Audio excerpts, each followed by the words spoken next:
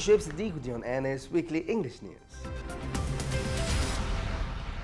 A young Rohingya man from the town of Nakura was killed by an unidentified Buddhist after he was kidnapped from inside his home in the late hours of night and was missing for more than 12 hours before his family found his body and recognized, despite his head was decapitated from his body altogether and signs of torture around different parts of his body. The victim was Shunamia Bodiuzaman, who had met foreign delegation and gave statement to the members of delegations against the army and against the Myanmar Buddhist extremists on incident of violence and persecution that have occurred recently against Rohingya in Mongdo north of the city before his abduction and murder.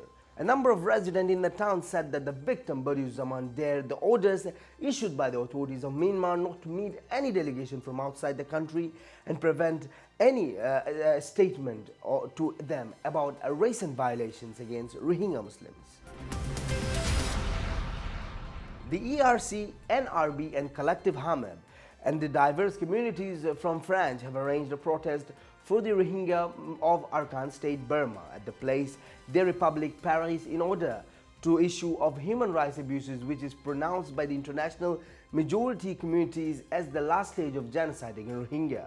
The blockage of humanitarian aid and independent investigation in Arakan state must be allowed by NLD government in Myanmar. They said the state terrorism of Burmese so-called democratic government against Rohingya people is unacceptable. We are demanding to stop genocide of Rohingya people which has left thousands homeless, hundreds of murdered and raped. The Burmese military have conducted a campaign of arson, killings and rape against ethnic Rohingya that has threatened the lives of thousands and more. Human Rights Watch said refugees who fled the recent violence told Human Rights Watch that since the October 9, 2016 attacks by the Rohingya militias on government border guard posts in northern Rakhine state, Burmese security forces have retaliated by inflicting horrific abuses on the Rohingya population. Burma's government should immediately allow unfettered humanitarian access to all parts of northern Arakan state, as the United Nations and the others have urged, in order to reach people without adequate access to food, shelter, healthcare and other necessities. Governments with influence in Burma should press the military and civilian authorities to urgently end abuses and grant access. Refugee accounts paint a horrific picture of an army that is out of control and ramping through Rohingya villages, said Brad Adams, Human Rights Asia director. The Burmese government says it's cracked down in response to the security threat, but what security advantage could possibly be gained by raping and killing women and children?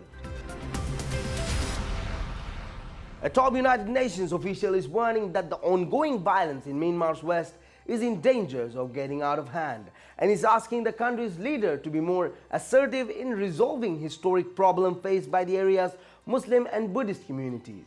In an exclusive interview earlier this week, the UN Secretary General's Special Advisor on Myanmar, Vijay Nambiar, told Anadolu Agency that deadly October 9 attacks on police stations in Arakan state were condemnable but laid bare a deep-seated malice in the place itself. He outlined a rising desperation felt by the Rohingya people in the area, saying the government hadn't done enough to address the anxiety and insecurity they felt.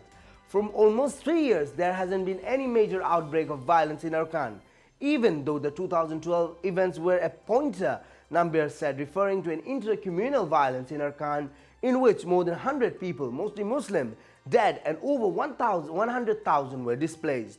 We had been bringing this to the notice of the government and telling them that unless some action was taken to address some of the root causes, it was likely that this would erupt once again. Malaysia must continue to play a proactive role in protesting against the oppression of Rohingya Muslims in Myanmar, said a senior official of Organization of Islamic Cooperation (OIC).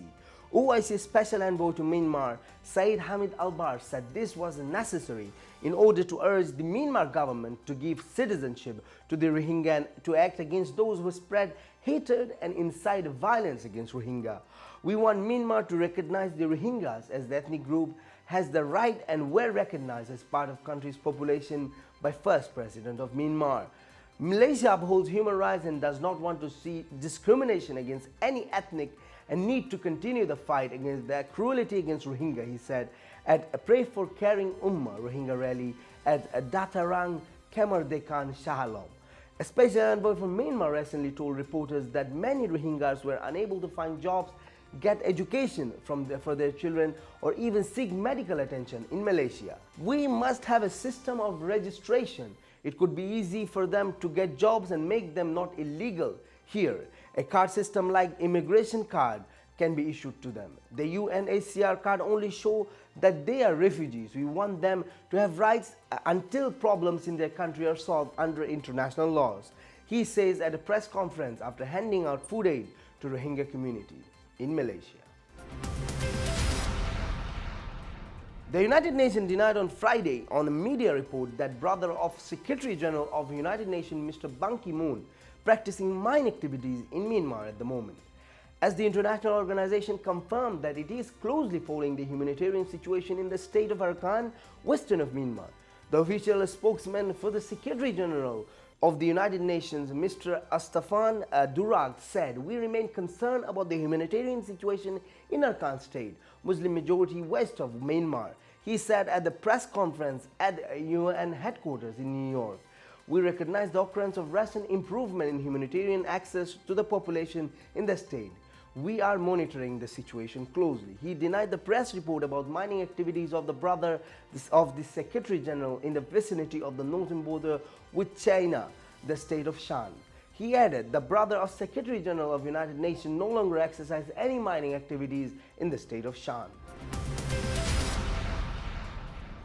The fleet is expected to deliver almost 200 tons of rice, medical aid and other essential supplies to the state that fronts the Bay of Bengal and expected to leave Port Kelang on January 10th and expected to return about 2 weeks later. The fleet is organized by the Malaysian Consultative Council of Islamic Organization, MAPIN, Kelab Putra One Malaysia and a coalition of NGOs from the region.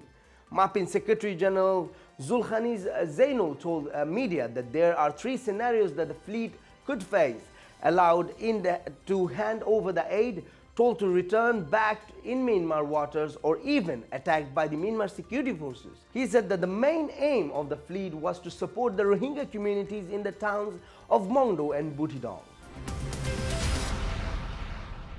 And now to our international segment. The Jerusalem municipality is due to act on Wednesday on request to construct hundreds of new homes for Israelis in area that Israel captured in 1967 and annexed to the cities, drawing fresh criticism from the United States that the settlement activity puts Middle East peace talk making at risk. Israel is still fuming over the resolution approved last Friday by the United Nations Security Council that demands an end to settlement activity in occupied West Bank and East Jerusalem.